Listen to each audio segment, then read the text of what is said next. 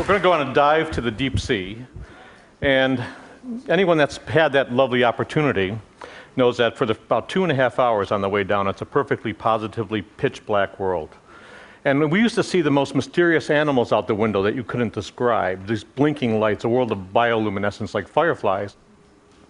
Dr. Edith Witter, she's now at the Ocean Research and Conservation Association, was able to come up with a camera that could capture some of these incredible animals, and that's what you're seeing here on the screen. That's all bioluminescence, like I said, just like fireflies. There's a flying turkey underwater turkey. I'm a geologist by training, but I love that. And you see some of the bioluminescence they use to avoid being eaten, some they use to attract prey, but all of it from an artistic point of view is just positively amazing. And a lot of what goes on inside, there's a fish with glowing eyes, pulsating eyes. Some of the colors are designed to hypnotize, these lovely patterns. And then this last one of my favorites, this pinwheel design, just absolutely amazing, every single dive. That's the unknown world, and today we've only explored about 3% of what's out there in the ocean. Already we found the world's highest mountains, world's deepest valleys, underwater lakes, underwater waterfalls. A lot of that we shared with you from the stage, and in a place where we thought no life at all, we find more life, we think, in diversity and density than the tropical rainforest, which tells us that we don't know much about this planet at all. There's still 97%, and either that 97% is empty or just full of surprises. But I want to jump up to shallow water now and look at some creatures that are positively amazing. These cephalopods, headfoots. As a kid, I knew them as calamari mostly, but this is an octopus. This is the work of Dr. Roger Hanlon at the Marine Biological Lab.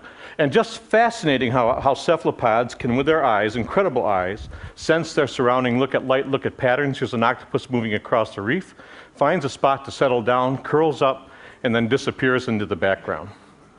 Tough thing to do. In the next bit, we're going to see a couple of squid. These are squid. Now, males, when they fight, if they're really aggressive, they turn white. And these two males are fighting. They do it by bouncing their butts together, which is an interesting concept. Now, here's a male on the left and a female on the right. And now the male has managed to split his coloration so that the female only always sees the kinder, gentler squid in him. And the male's on the outside. We're going to see it again. Let's take a look at it again. Watch the coloration. White on the right, brown on the left. He takes a step back, so he's keeping off the other males by splitting his body, and he comes up on the other side. Bingo. Now, I'm told that's not just a squid phenomenon with males, but I don't know if that's it. Cuttlefish. I love cuttlefish. This is a giant Australian cuttlefish, and there he is, his droopy little eyes up here. But they could do pretty amazing things too. Here we're going to see one backing into a crevice, and watch his tentacles. He just pulls them in, makes them look just like algae.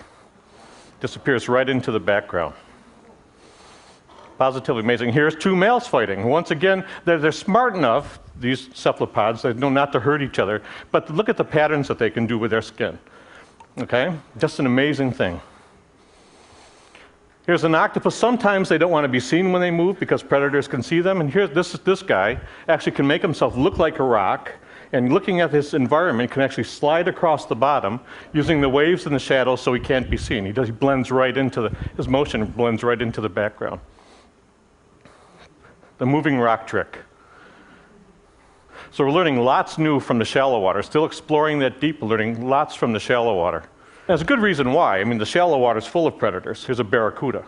And if you're an octopus or a cephalopod, you need to really understand how to use your surroundings to hide. In the next scene, you're going to see a nice coral bottom.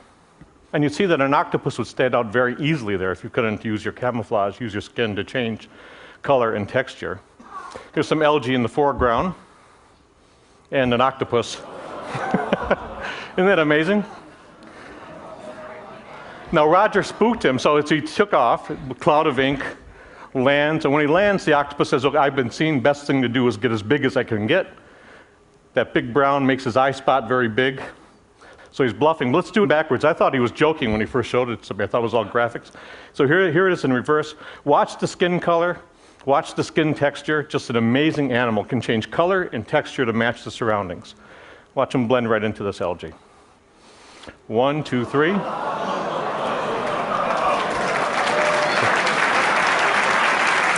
And now he's gone, and so am I. Thank you very much. Thank you. Thank you.